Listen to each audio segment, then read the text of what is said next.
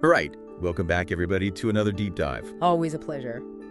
So this time around, you guys sent us a lot of submissions on chapter 11. How to eat, yeah. Yeah, how to eat, which sounds pretty self-explanatory. Yeah, you would think, right. You would think, but as you know, we like to kind of go a little deeper and see if we can extract a little more than meets the eye from some of these chapters and verses and so on. Yeah, I think that's what makes it so interesting, too. You know, because like you said, how to eat, we do it every day. We've been doing it our whole lives. Like, there shouldn't be anything new here. Yeah, we got to eat to live. Exactly. But this one, it really does have some interesting points in it. Oh, yeah, absolutely. And some things that I think we can all benefit from. I completely agree. So yeah, we're going to dive into how to eat chapter 11 and see what we can pull out of it. Sounds good.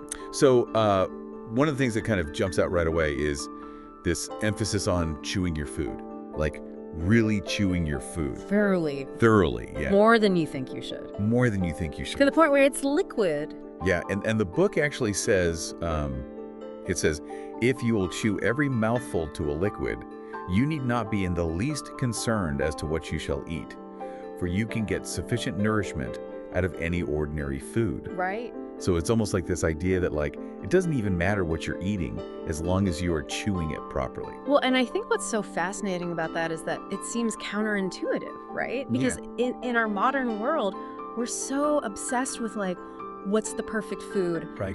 What are the exact nutrients and, you know, keto, paleo, all these different things. Yeah, and we spend so much time thinking about, okay, what am I going to eat? What's the healthiest thing? Right. What's going to give me the most energy and all that? And this is almost like, well, none of that matters if you're not even chewing your food properly. Exactly. You know, it's like step one. Yeah. Yeah.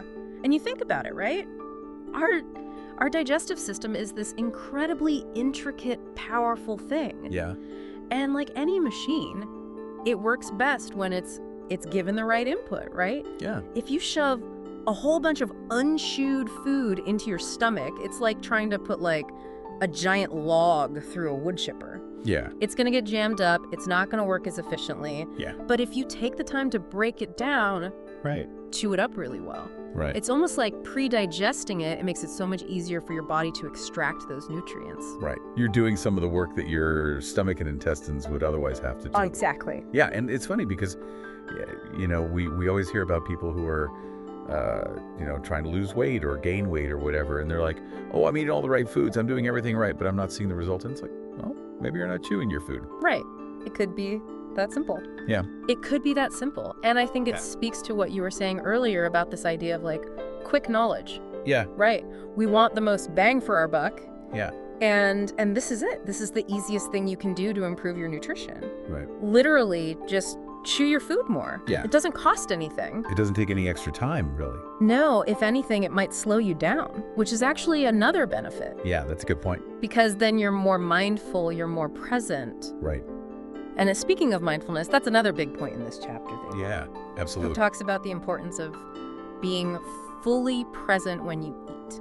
Yeah. Not just physically, but mentally and emotionally as well. Right. You know, no distractions. Yeah, no TV, no phone, no, like, scrolling through social media while you're eating. Exactly. And it actually says, when you eat, do so with an eye single to the purpose of getting all the enjoyment you can from that meal. Dismiss everything else from your mind, and do not let anything take your attention from the food and its taste until your meal is finished. And I love that quote. Yeah. Because it really emphasizes this idea of like treating your meal as a sacred act. Yeah. You know, it's not just fuel, it's a ritual. Right. It's a way of honoring yourself and honoring your body. Yeah. And when you approach it with that kind of reverence, you're going to naturally slow down. Yeah. You're going to savor the flavors. You're going to pay attention to how the food makes you feel. And I think when you start to do that, when you start to really be present with your food, you start to notice things that you never noticed before. Absolutely. You know, like subtle flavors, different textures, the way the food changes as you chew it. Yeah. And I think that's where the real enjoyment comes in. It's like you're rediscovering food, you know? You're not just eating it, you're experiencing it. Right, you're having this whole sensory experience. Yeah. And the book actually gives some practical tips on how to kind of put this into practice. Yeah, what are some of those? So, one of the things it says is to start with a cheerful confidence. Okay. Like, go into your meal with a positive attitude. Right. Don't be like, ugh, I have to eat this. Yeah. But be like, okay, I'm going to enjoy this meal. I'm going to nourish my body. Yeah, it's like setting an intention. Yeah. Right. Yeah. And then how about like portion size? Does it mention anything about that? Yeah, it says take a moderate portion. Okay. Don't overload your plate. Right. And then this is an interesting one. Okay. It says select food based on what tastes desirable, not just perceived health benefits. That's interesting. Yeah. So it's not just about like forcing yourself to eat kale because you think it's good for you. Right. It's about actually enjoying what you're eating. Yeah. And I think there's something to be said for that. Absolutely. Like if you're constantly eating things that you don't like, it's going to be a chore. Yeah. It's not going to be sustainable. And you're less likely to stick with it, Right. Because it's not enjoyable. Yeah. But if you're eating things that you actually like, that you look forward to eating, then it's a whole different experience. Yeah. It's something you can enjoy, and it makes it much easier to maintain those healthy habits. Right. And then what about the actual process of eating? Does it go into detail about that? Yeah. So it says focus on the taste of the food while chewing until it liquefies and is swallowed involuntarily. Involuntarily. Yeah. So it's like you chew it so much that you don't even have to think about swallowing. Right. It just happens naturally. Yeah. Your body just knows what to do. Wow, I love that imagery. Yeah. It's really powerful. Yeah. And then, are there any things that we should avoid doing while we're eating? Yeah. Yeah. It says do not fix your attention on the act of chewing. Fix it on the taste of the food. Okay. And taste and enjoy it until it is reduced to a liquid state and passes down your throat by involuntary swallowing. Right. And it specifically says avoid distractions like scanning the table or anticipating the next bite. Right. Like be fully present with the bite that you're eating. Right, one bite at a time. Yeah. Really savor it. Yeah. That's really interesting. Yeah. And it's funny because I think a lot of us, we eat on autopilot. Oh, yeah. We're not even really thinking about what we're doing. Yeah, we're just shoveling food in our mouth. Yeah, we're thinking about the next thing. We're thinking about our to-do list. We're thinking about, whatever's going on in our lives. Exactly. And we're missing out on this whole experience of actually enjoying our food and nourishing our bodies. Yeah, we're not really tasting it. Right. We're not really appreciating it. And the book acknowledges that. It talks about bad eating habits and how we kind of get into this mode of bolting our food down. Right. And it says that bolting food is unnatural behavior, Yeah. often driven by underlying anxieties, perhaps a fear of missing out or a feeling of being pressed for time. Yeah, that makes sense. Yeah. I mean, we live in such a fast-paced world, right? Yeah. Always on the go. Yeah. Always rushing. Always rushing. And so it's no wonder that we've kind of, applied that same mentality to eating. Yeah. But it's not natural. Right. It's not how our bodies were designed to eat. And it also mentions things like eagerly anticipating dessert or simply being mentally preoccupied as significant obstacles. So it's not just about the external pressures, but also the internal ones. Right. The mental distractions. Yeah. Yeah, that's interesting. But it does offer a technique for regaining focus. So if you find your mind wandering, the chapter advises you to call a halt. Think for a moment of the food and of how good it tastes, of the perfect digestion and assimilation that are going to follow the meal, and begin again. I like that. Yeah. It's very simple, but powerful. Yeah. Just take a pause. Yeah. Reconnect with the food. Yeah. Appreciate it. Yeah. And then start again. Yeah. And it emphasizes that we can develop this habit. Yeah. It calls it the Fletcher habit. Yeah. This practice of thorough chewing through consistent effort. Right. And it highlights the long-term benefits of a more pleasurable and healthful way of eating. Yeah.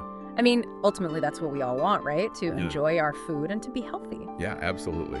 And it's interesting because this whole idea of chewing your food and being mindful, it all ties back to this central theme that our mental state has a profound impact on our physical well-being. Yeah. Right. It's not just about what we eat, but how we eat and the thoughts that we're thinking while we eat. Yeah, and the book actually says that by cultivating thoughts of perfect health, we naturally support our voluntary bodily functions, including how we eat, in a healthier way. Yeah. So it's like if you're thinking healthy thoughts, you're more likely to eat in a healthy way, Right. and vice versa. Exactly. If you're thinking unhealthy thoughts, you're more likely to eat in an unhealthy way. Yeah, it's like our thoughts create our reality. Yeah. And that's true in all areas of our lives, but especially when it comes to food. Right. Because food is such a primal thing. Yeah. It's so connected to our survival. Yeah. So if we're constantly thinking about food in a negative way, or if we're, feeling guilty about what we eat, or if we're, stressed out while we're eating, all of that is going to have a negative impact on our digestion and our overall health. But if we can approach food with a positive attitude, if we can be mindful and present while we're eating, if we can really savor and enjoy our food, then all of that is going to have a positive impact on our digestion and our overall health. Yeah, absolutely.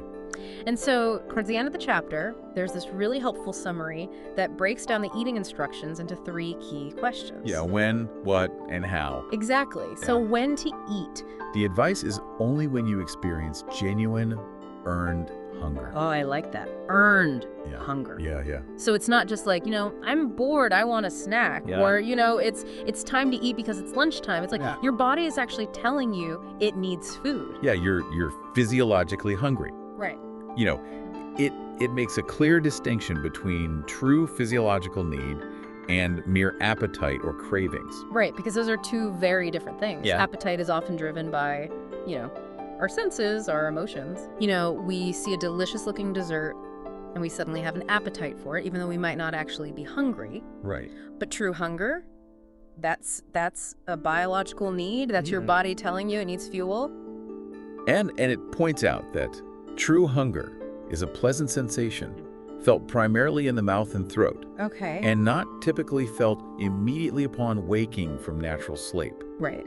So, you wake up in the morning, you shouldn't necessarily be starving. Right. If you are, then maybe you're not eating enough the night before or something. Yeah. Or maybe your sleep is off.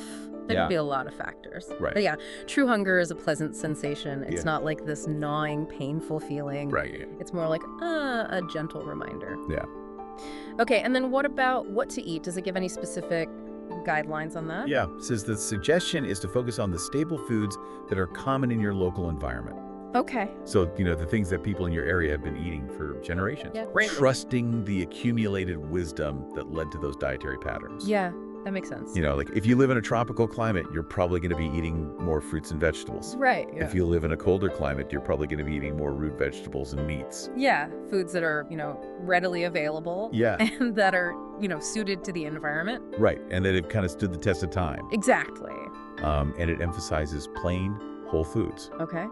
and reserving more luxurious or less essential foods for times of true hunger. So it's not about depriving yourself. Right. It's about, having a balance. Yeah, and it's about, not eating those things just because they're there or just because you're bored or whatever. Right. It's about being more intentional Yeah. with your choices. Okay. And then the last question is how to eat Okay. Yeah. What are the key points there? with a cheerful and confident attitude. Right. Focusing intently on the pleasure of the taste. Thoroughly chewing each mouthful until it becomes liquid before swallowing. Right. And giving the entire process your complete undivided attention. Okay. So it's really about bringing all of those things together. Yeah. The mental, the emotional, the physical. Right. It's a holistic approach. Yeah. And, it's interesting because this whole idea of earned hunger, it really speaks to, this modern problem that we have of overeating. Yeah. We're constantly bombarded with food cues, Yeah. Advertisements, social media, just the availability of food everywhere we go. Yeah, and we've kind of lost touch with our natural hunger signals. Exactly. We eat because it's time to eat, or because we're bored, or because we're stressed, or because we see something that looks good, but not necessarily because we're actually hungry. Right. And so this idea of earned hunger, it's really about reconnecting with those signals. Yeah, it's about becoming more attuned to our bodies and really listening to what they're telling us. Right. And then this advice to prioritize local staple foods. Yeah.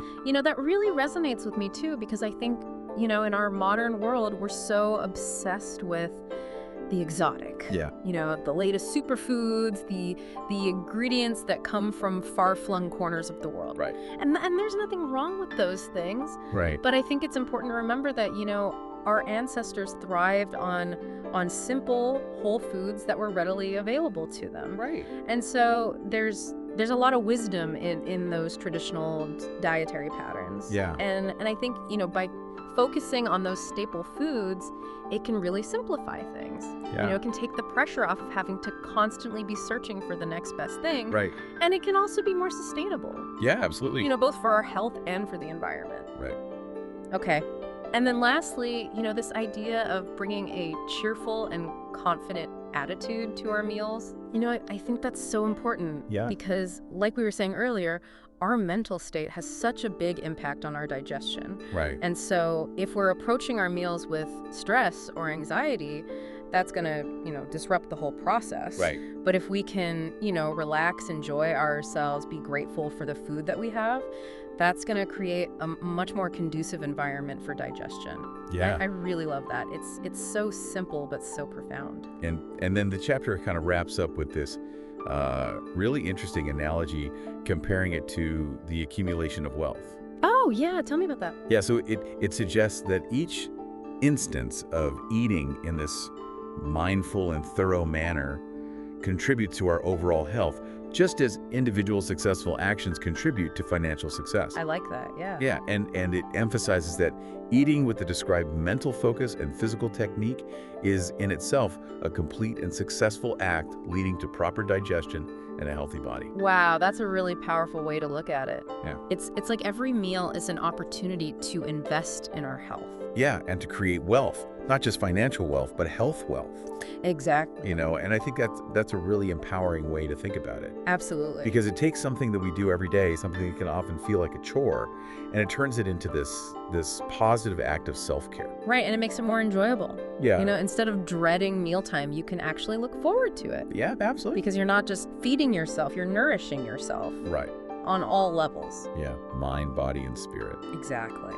So for you, our listener, this deep dive into Chapter 11 of How to Eat reveals a core message. What's that?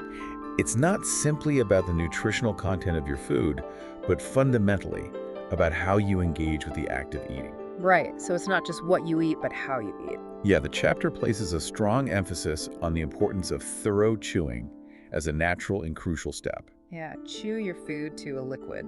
On bringing your full mental focus to the taste and enjoyment of your meal. Be present. And on tuning into your body's genuine hunger signals. Earned hunger. It challenges many of our contemporary rushed eating habits. Slow down. And proposes a return to a more mindful and sensory-driven approach to nourishment. Really savor the experience. And connecting this back to your desire for knowledge that is both efficient and comprehensive, this chapter offers a surprisingly straightforward yet profound method. Yeah, it's like a hack almost. Yeah. A simple tweak that can have a huge impact. Right. It cuts through the often confusing landscape of dietary advice by focusing on the foundational act of eating itself. Right. You know, it's like it's going back to basics. Yeah. It's stripping away all the noise and the distractions and getting to the heart of what really matters. Right. And by mastering the how, you might find that the complexities of the what become less overwhelming and perhaps even less critical. Yeah, absolutely. It's about simplifying things. It's about focusing on what's truly important. Right. And it's about enjoying the process. Yeah. Exactly. So here's something to really consider as you go about your day. Okay.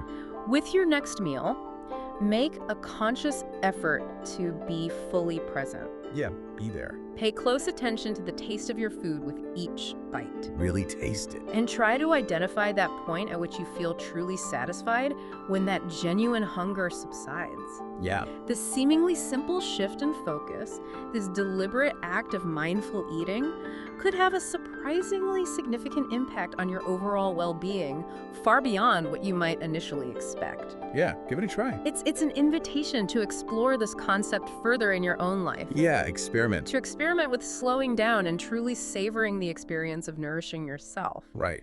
And as always, this is just one deep dive in our ongoing exploration of knowledge. Yeah, we'll be back soon with more insights from the sources you send our way. Until next time. All right, see ya.